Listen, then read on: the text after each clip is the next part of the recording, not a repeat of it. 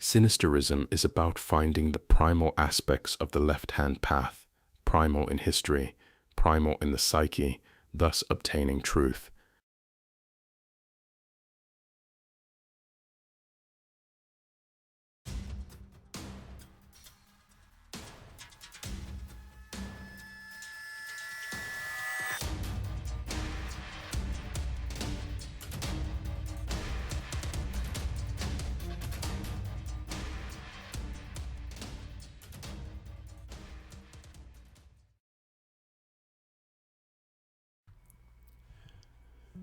Greetings, my friends, and welcome back to your dose of sinister heathenry. But for those new to the channel, I'm Thomas Leroy, founder of the International Left-Hand Path organization, the Sect of the Horn God.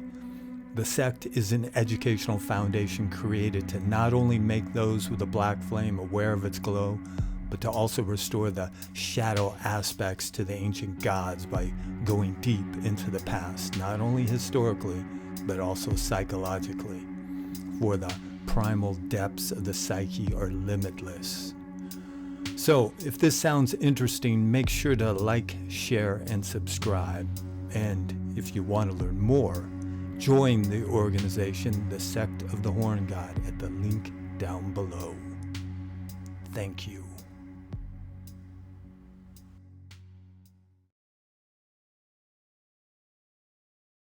In my last video, I responded to some of your comments, but there was one I had overlooked. Mr. Leroy, what do you think put you on your path? Now, the answer to this question is unique, as it is to everyone. We all live different lives. But as I have stated in many videos, you have to choose to take the left-hand path. You're not born on it. And certain factors tend to lead certain people in the direction of the path. Some of you, though, might be saying, didn't LaVey state that a Satanist is born, not made? Yeah, but having a satanic nature is different than being on the path, because the left-hand path is a journey, a process of learning. And not everyone on the path is a Satanist. I know plenty of people who are satanic in nature but are not on the path. You know what I mean. I think we've all met them. They have a certain aspect, a certain temperament that you recognize. And the reason they're not on the path is because they haven't been introduced to it. Besides, some of them wouldn't be interested if they were. Anyway, what pointed me in the sinister direction is, without a doubt, my childhood. It was not good. But then again, some of you have had it far worse than me, so I'm not asking for pity. And besides, it made me who I am. I like how I turned out. What's interesting, though, is I didn't know my childhood was all that bad until later in life, because I had nothing to compare it to. I've never lived anyone else's life. I just thought this is what existence was. But because of the bullshit, it gave me an edge, an outlook that what could be called the softer, safer stuff in life, from philosophy to art, seemed bland and boring. I needed more than what could be called average. I needed to be challenged. The existence of demonic aspects of the psyche were revealed to me early in life, so I can't pretend like everything is okay, that there aren't dark entities lurking in the shadows. And I don't want a buffer between me and the darkness like most of you do. Most accept God or Jesus or that hippie notion of universal love to help give them that false sense of security. It's all a lie, and I can't ignore that lie. Most of you can, I can't. No more lies. The foundation of this perceived reality is built on lies. I want existence to be stripped bare. I want to face and feel the pain and then transcend it, pass through it in order to understand who I really am. That's the only way you can reach truly honest serenity.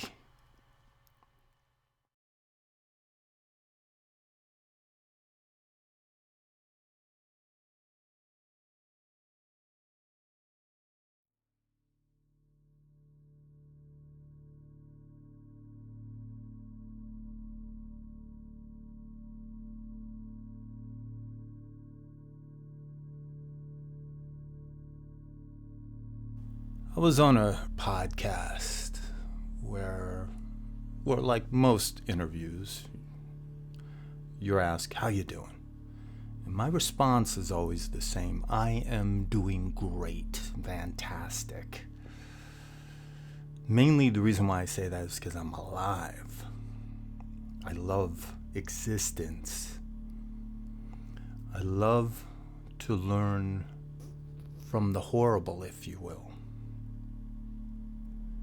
And I relish in love and laughter.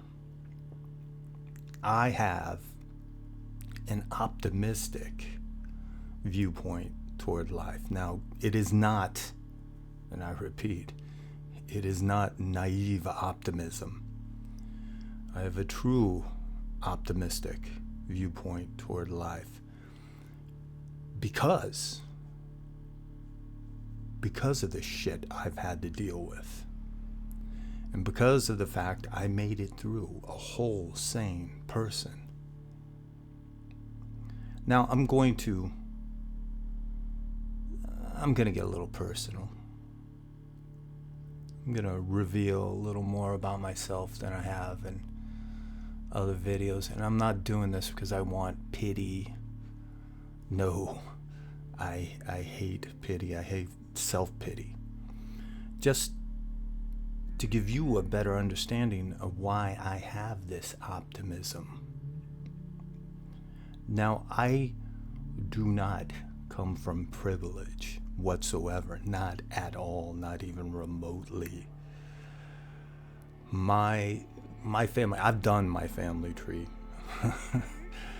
Trust me, no one in my family, anywhere in my family tree, had any money, had any schooling. Basically come from poor white trash on one side and Mexican Polak trash on the other side. My parents never married.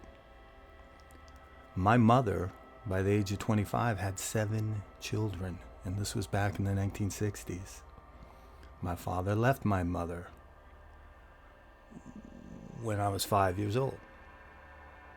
My mother, for the longest time, would go off and be gone for days. One of my earliest memories was being molested by a male babysitter. This kid was in his teens. I also was molested by a female babysitter.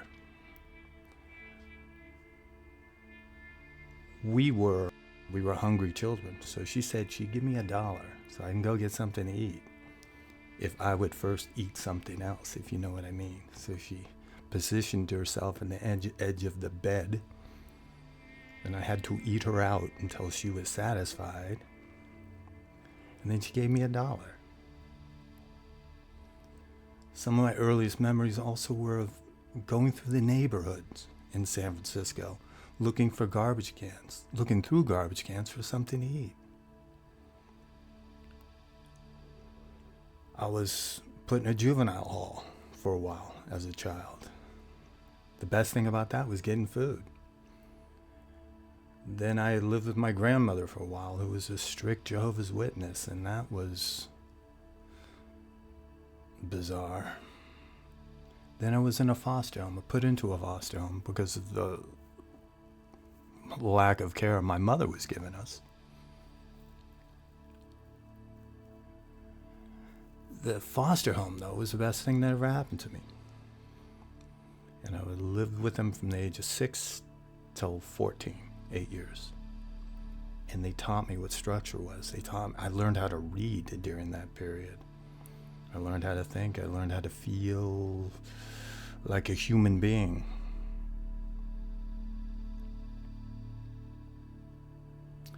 Then I went and my biological father decided to take us back.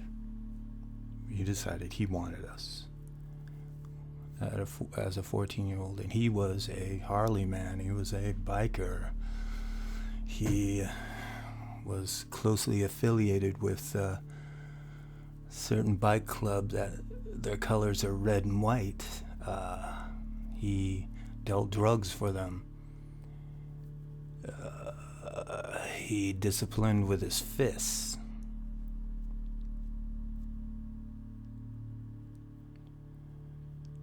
Now,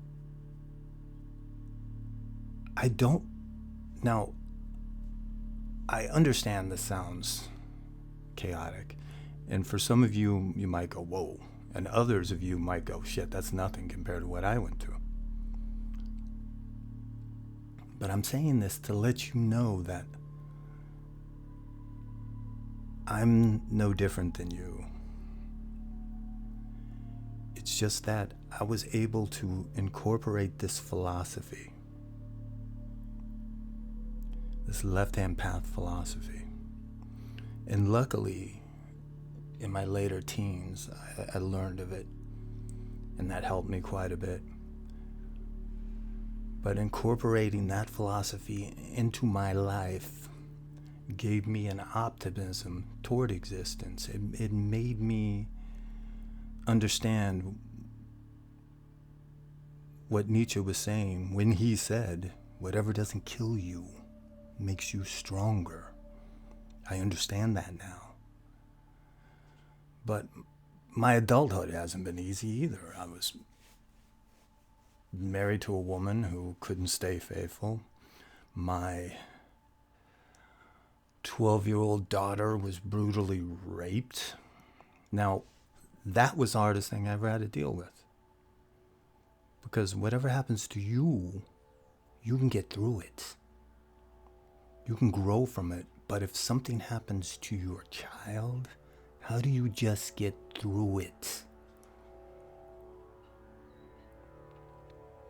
And not only that, my fiance of 10 years died of pancreatic cancer. I've seen the shit. And then just 4 years ago, I lost everything in a fire. Everything. I've dealt with some shit, but I still hold my head high. I'm still able to focus on the positive, even through the darkness. And that's what it's about. That's what this path is about, realizing the darkness. And for one, being able to create your own light in the darkness.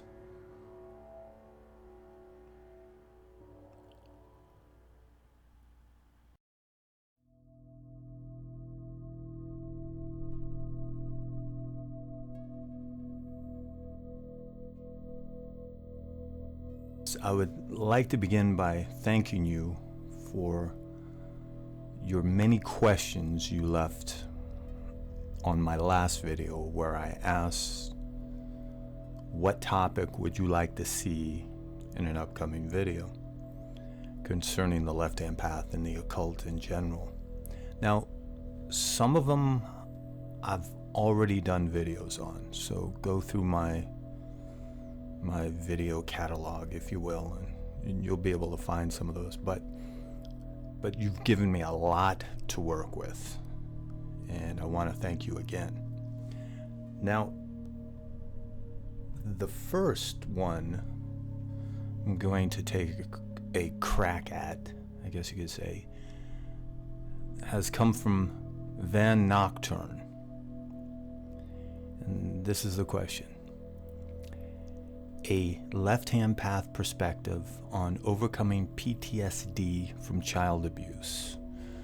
I think it would be a good topic because it's usually this type of horror that brings people to the left-hand path, myself included, but also brings some people to political cults like SJWs. I agree with this one. I'm also suggesting this because of the misconception of satanic ritual abuse. And discussing this topic in a video would be a great way to dispel that. Okay. Now, I've made videos somewhat touching on this in the past, but this is an important, very important part of the path.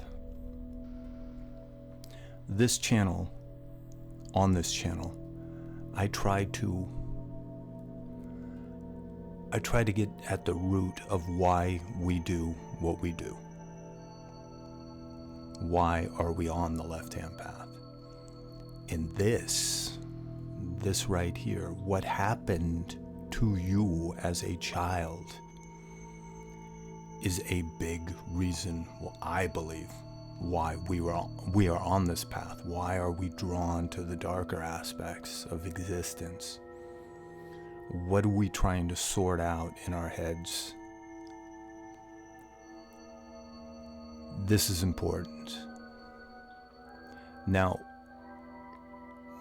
myself, my childhood, and I've touched on this before in the past, my childhood was a nightmare. It is something I would only wish upon my worst enemies, I'll put it that way. You could name a form of abuse, and I have dealt with it as a very young child in some cases. And I am fully convinced that what I have been doing in my life is trying to come to terms with that. Trying to recognize the horror of existence and make the best of it. Because, to be blunt, I like who I am. I like very much who I became. I'm a very proud man. I do not wallow in misery. I love being alive. Hopefully you'll be alive for another 60 years. Who knows?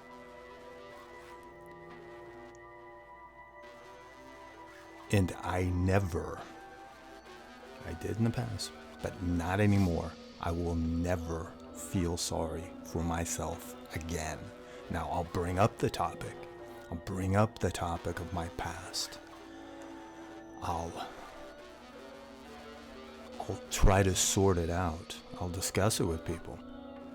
I'm not ashamed of it. This isn't stuff I did. This is stuff that was done to me.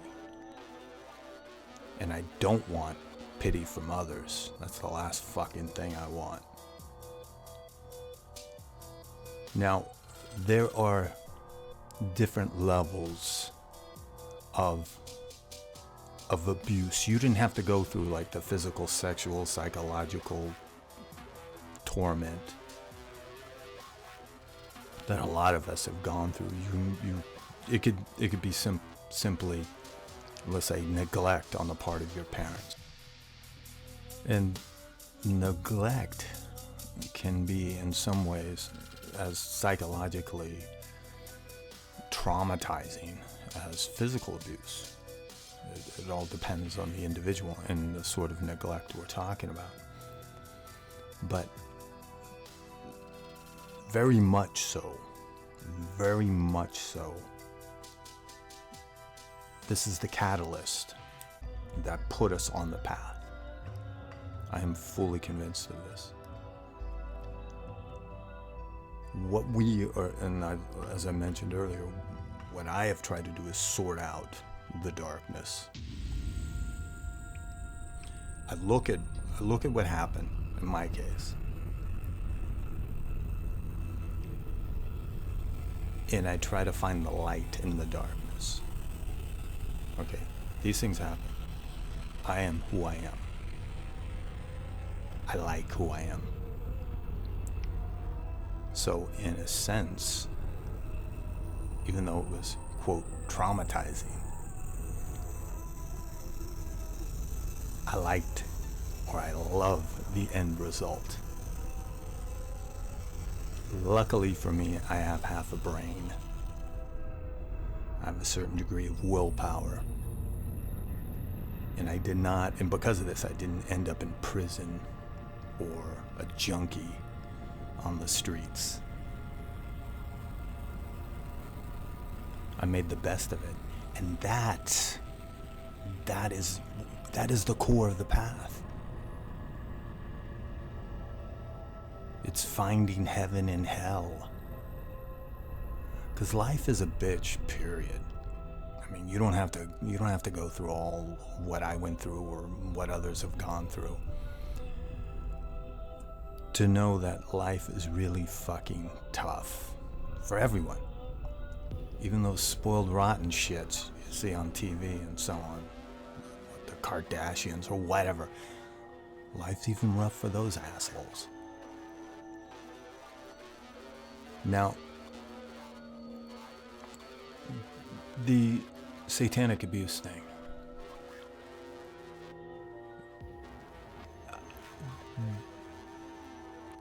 The Satanic Temple. I've spoken to Lucian Greaves,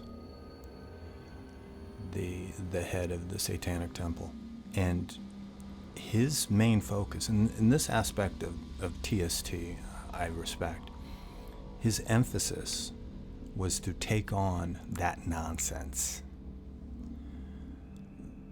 What so many people, especially back in the 80s, believed to be legit.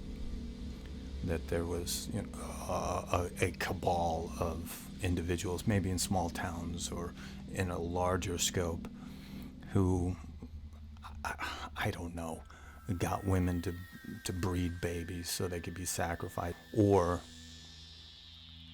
children who were sexually abused by their parents, or let's say officials of the town you're from, or whatever, wearing dark robes, and they put these children on altars and sexually abuse them and blah blah blah. And there, I don't believe, I could be wrong, but I don't think there's been one verified case of this. Now, have there been whack jobs who have called themselves Satanists and have killed people? Yes. Satanic organizations who abuse children on a regular basis? No. You can check the FBI, for instance. I don't believe there is a single case. And Lucian Greaves, getting back to that, that's part of the reason why he started TST, was to take on that bullshit. And I admire him for it. You have two choices. You have the road to self-destruction, or you have the sinister path to illumination. The path or the road of self-destruction is what most people take when they've experienced childhood trauma. They don't face the darkness. They keep it bottled up inside. They keep that demon caged. And eventually that demon is going to get loose. It's going to wreak havoc. It's going to ruin your life and it's going to ruin the lives of others around you. A lot of these quote, let's call them serial killers, a lot of them are psychopathic. A lot of them are sociopathic. A lot of them have gone through childhood trauma. And they've never learned what it is to go down the sinister path, if you will, facing the demon. They keep that demon in a cage. They torment that demon to the point where it eventually gets out. And it wreaks holy hell. Now, most of us don't go that far. Most of us simply take it out on ourselves through, becoming drug addicts, alcoholics, basically losers in life. Or we take it on others, or we do both.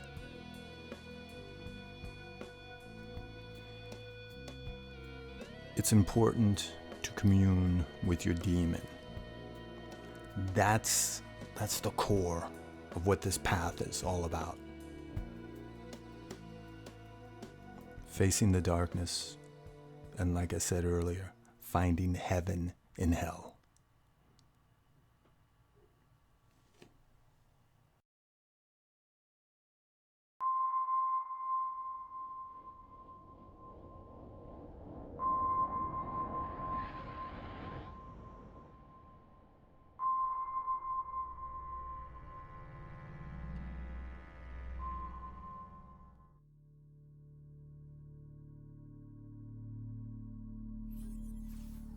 Greetings, friends. How are we doing today?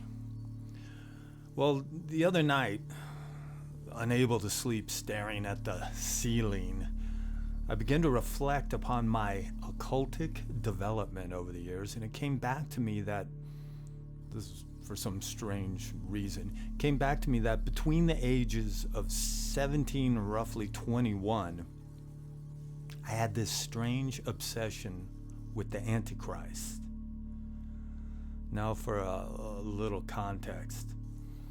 I, like a lot of you, come from a Christian background, and about the age of 13 or 14, let go of it and became very atheistic, but at the same time began to pick up books on the occult. I had this need to rebel. I hated the fucking status quo. Conventional society bored the fuck out of me, and I despised the hypocrisy I saw all around. Since I no longer believed I was going to heaven, or even in the concepts of good and evil, I figured I'd venture into the darker realms, if you will. So during my youthful period of seeking, I read whatever I can get my hands on related to alternative beliefs. I quickly discovered I had zero interest in the pagan hippie shit. It appeared to me that they were just substituting one religion for another. This was San Francisco. Hippies were everywhere. And their stupidly naive outlook on the world made me wonder if these people were even smart enough to wipe their own asses.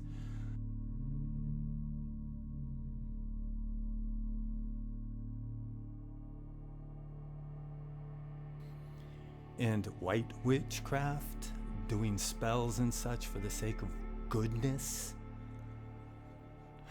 I unfortunately learned very young that the world was not a pleasant place, and simply believing in love, light, and goodness was not going to make this world any better.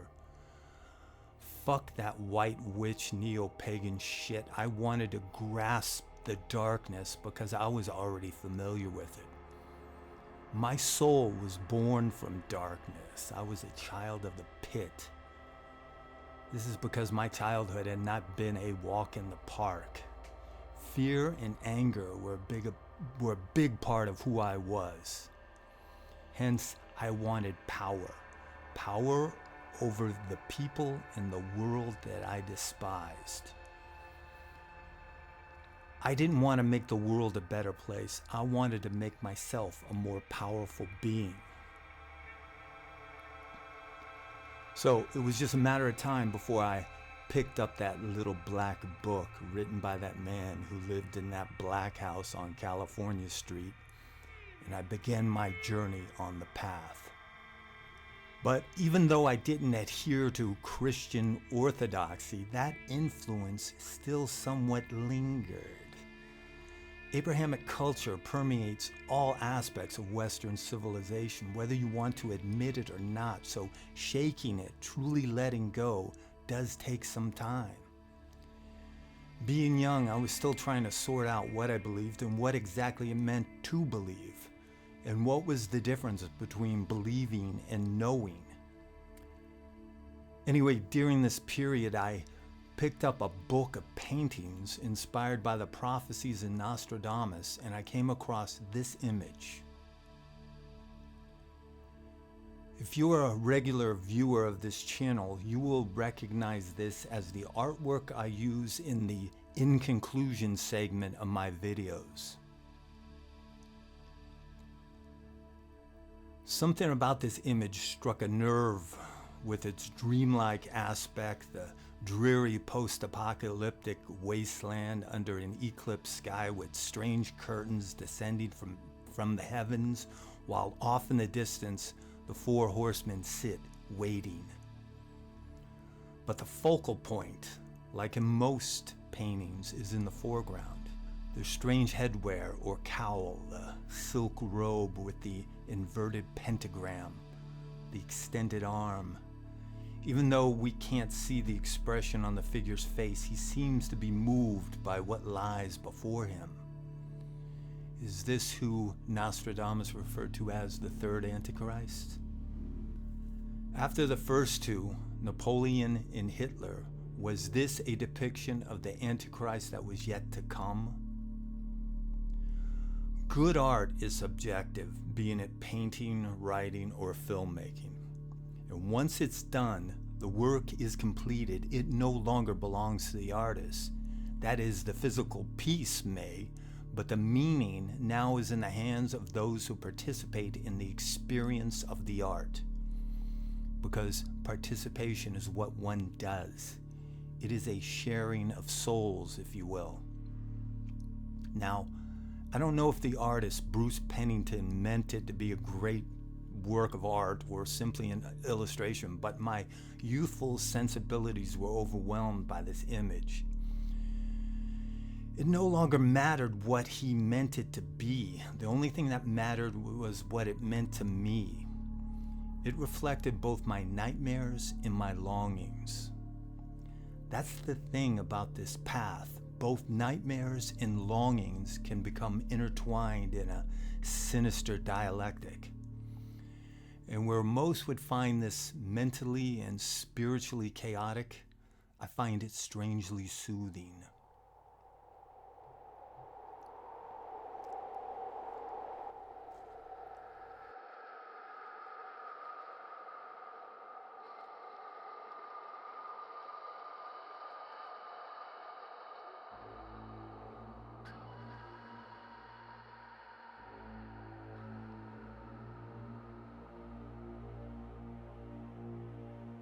Even though Nostradamus was a Christian, my youthful mind was able to bend my perceptions in order to accept a less book of revelation interpretation of this Antichrist, the third Antichrist, the one yet to come. The first two had been real, flesh and blood human beings, so why couldn't the third one be also? There was no reason why he had to be the literal son of Satan. So then, why couldn't it be me? Here's some advice from your Uncle Tom, kids. Always think big, always dream big. With my hardcore misanthropic outlook on the world, why couldn't I bring about the end of days, the end of civilization as we know it? This shit world I had no love for. For those old enough to have lived through the Cold War, the threat of nuclear annihilation was very real. You youngsters, think about this for a minute. Imagine there is a very real possibility that you and everyone you know could be dead in the next minute. It's estimated that there were a total of 8 close calls from the 1950s to the 90s when nukes were nearly launched. That was the reality of the times, so the idea of the end of days didn't seem so far-fetched. So, as I always do when obsessed with a topic, I went on a deep dive. I read any and all books I can get my hands on related to the subject, even those written by Christian fundamentalists. One I remembered was The Late Great Planet Earth by Hal Lindsey. In it, it was suggested that the tribulation or the rapture would occur no later than 1988. I would turn 28 that year. Perfect. I had time to write my manifestos, make my speeches, and gather my legions. Hell was going to rise on earth, and I was going to be responsible for it.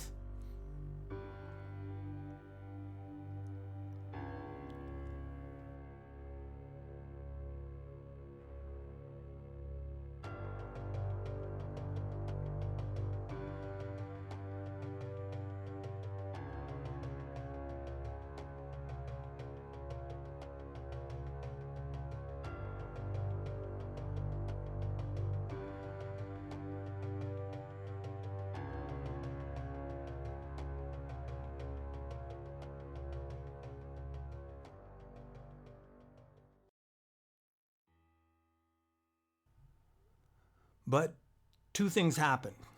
One, as any thinking individual grows older, they tend to get wiser. And an aspect of wisdom is skepticism. Or maybe skepticism leads to wisdom, I don't know. But anyway, the more I read the predictions of Nostradamus, the more I doubted their validity. His quatrains were vague poetic riddles that had many possible interpretations. It appeared to me that the Nostradamus scholars were twisting his writings to fit events that already occurred, because when they try to predict a future event, it never happened when they said it would happen. These weren't predictions, they were postdictions. It's kind of like someone shooting an arrow at a wall and then painting a bullseye around it and saying, "There, I hit the mark." And something else happened that caused my misanthropic rage to subside. Right before my 24th birthday, I became a father of a beautiful daughter I named Nova. And all of a sudden, the world didn't look like such a horrible place. It's weird how that happens.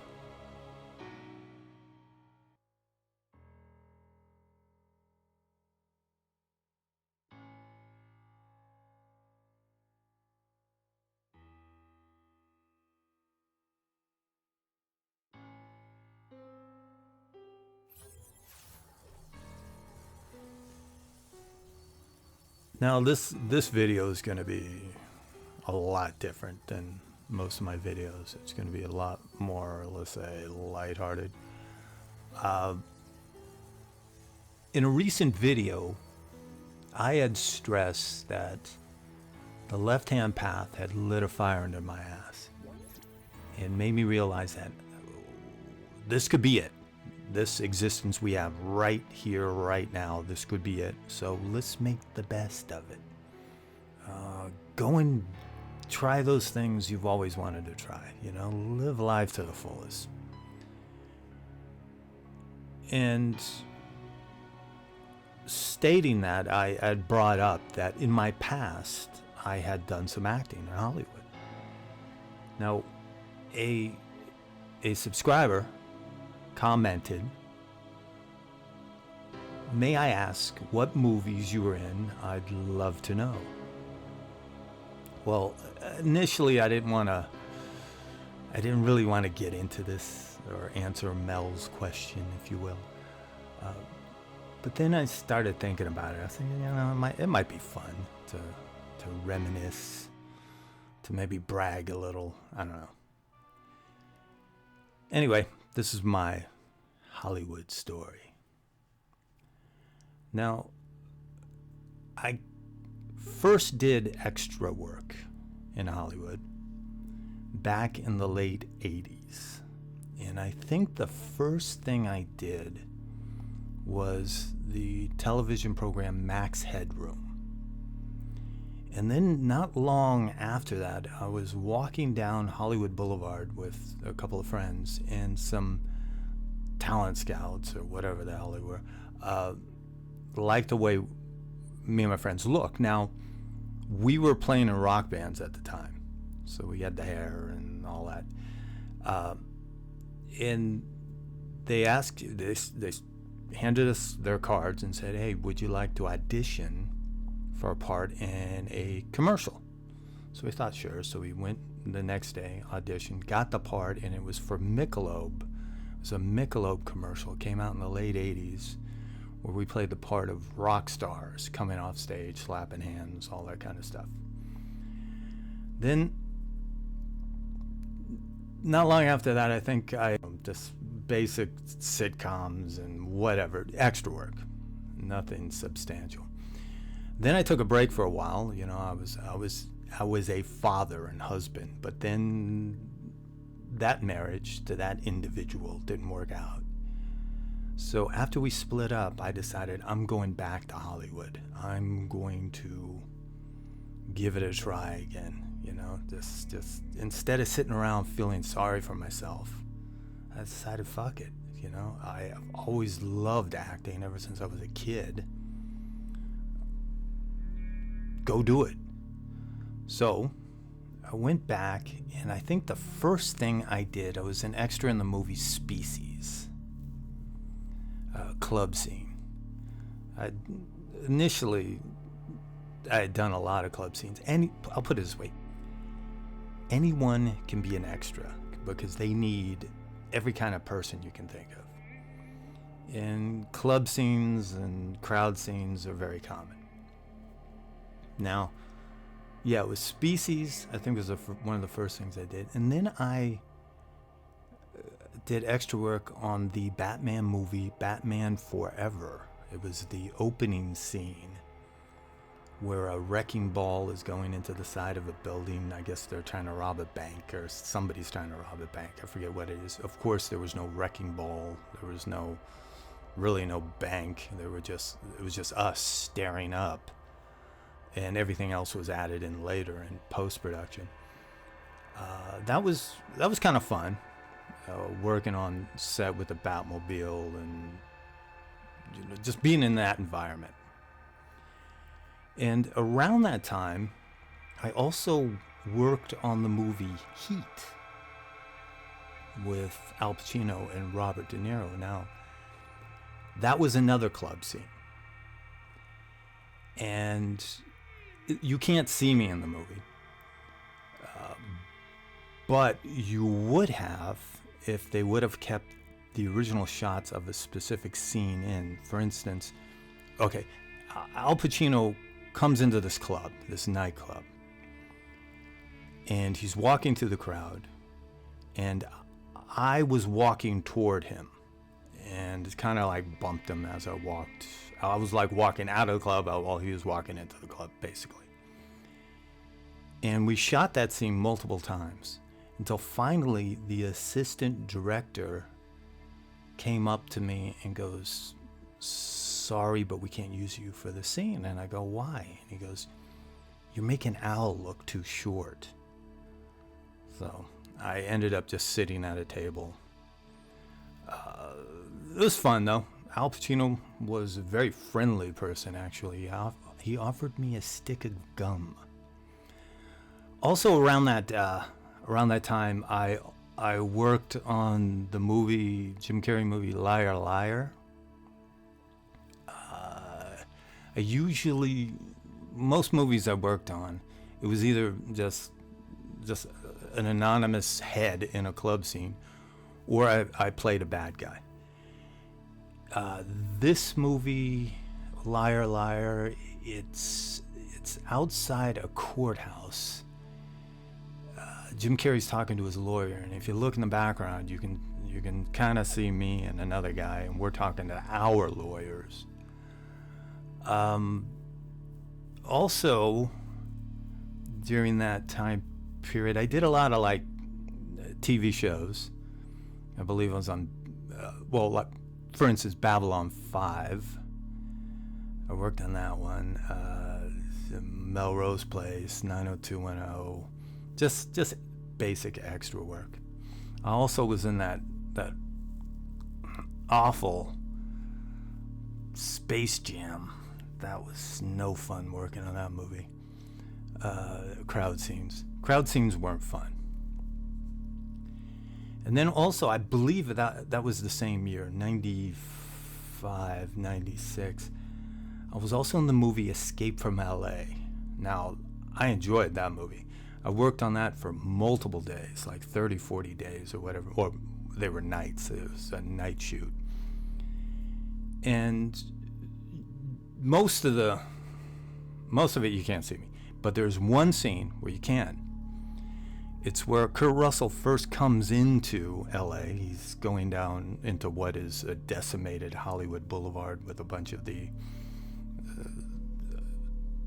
post-apocalyptic types, I guess you could say, the prisoners, whatever the hell we were, mingling about. And he says the line, he's talking on a radio or whatever. They ask, Snake, what are you doing? And he says something like, I'm watching the parade. And when he says that line, you can see me walk past him. Not only you see me walk past him once, you see me walk past him twice because they screwed up in the editing. Oh, shit. Also that year, 95, I worked on what's usually rated probably one of the worst movies ever made, Showgirls. Now, the scene is the Cheetah Club. Now, that's where the main character ends up. She first goes to... I guess that's when she first went to Vegas. I don't know. I saw the movie once. And she ends up a stripper. Now she wants to become a big-time showgirl dancer or whatever, but she starts off as a stripper. Now, the club scene, it's a complete stripper club created on a sound stage. We didn't know initially. When you do extra work, a lot of times you only have a vague idea of what you're going to do. You need it for a club scene or whatever, and they'll say, okay, go here or go there. And we go into the sound stage. It's really cool. It looks like any stripper bar you've ever been in. And there are girls. There's all these nude women dancing on poles. And you're doing this for like 8 hours a day or more for multiple days, and you're getting paid for it. So that was fun. I did some TV, some other TV programs, bit parts. I got my first like acting job, I guess you could say, was in a television program called Pacific Blue. It was kind of a rip-off of Baywatch. These were bicycle cops in Venice Beach, and I play the part. I think my character's name was Glenn. And now I was picked for this. I was just from a headshot to get this part. I didn't even audition for it, really. And what I did is I was going around stealing dogs from the beach and wherever for scientific experiments. That was fun. Then I think it was in 96. It was maybe late 95. I worked on the movie American History X. Now, the scenes I was in were the prison scenes near the beginning of the film. And you can see me in one of the scenes where Edward Norton is there in the cafeteria in prison.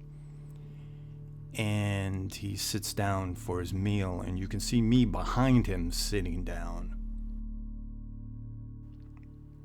Now, not long after that, I decided, okay, extra work, it's fun. Sometimes it's fucking tedious. I decided, okay, I really love acting. I'm going to try to be an actual actor. So I went for an audition for this part of a motorcycle hitman. In my very first audition, I got the part. And I thought initially, fuck, this is easy. Well, you learn later. It's when I went on more auditions and not getting the parts, you realize it's not all that easy. The movie is called Acts of Betrayal, and it starred Maria Conchita Alonso. And if you don't know who she is, she was in Predator 2 and I think a couple of Arnold Schwarzenegger movies or whatever. You don't see much of her anymore. And anyway, in this film, I am the leader of these motorcycle hitmen that are sent out to kill her because she's in the witness protection program. But I get shot and killed by the hero, by the FBI agent hero. Now, here you can see my death scene. That's not me falling, of course. One of the last things I did in Hollywood, acting-wise, was I got a part in a low-budget film called The Other One. Now, in this movie, I play the part of a small-town speed freak or whatever. Now, the movie, if you go to check it out, the release date is 2017, but it was shot in 1998.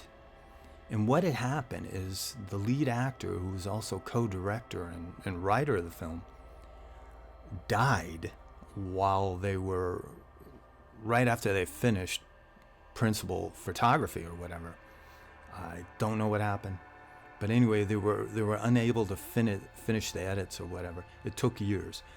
And the co-director took the raw footage and finally, in 2017, had it released. Besides doing these basic Hollywood type, cliche Hollywood films, whatever you want to call them, I also worked on 2 adult films in non-sex roles. These were big budgeted adult films. One of the movies is called Point of Entry, where I play a German police officer and I get killed. And the other one was called Conquest, starring Jenna Jameson. Now, at the time, Conquest was the biggest budgeted adult film, American adult film. Worked on it for multiple days. It was a whole lot of fun, actually. A lot of it was shot on a pirate ship, an actual ship, sailing off the coast of Southern California near Catalina Island. We did that multiple days. I was one of the pirates. I was a Scottish Highlander pirate. And for these roles, I used an alias called Canmore McBain, and you can Google Canmore McBain, and yeah, that's me.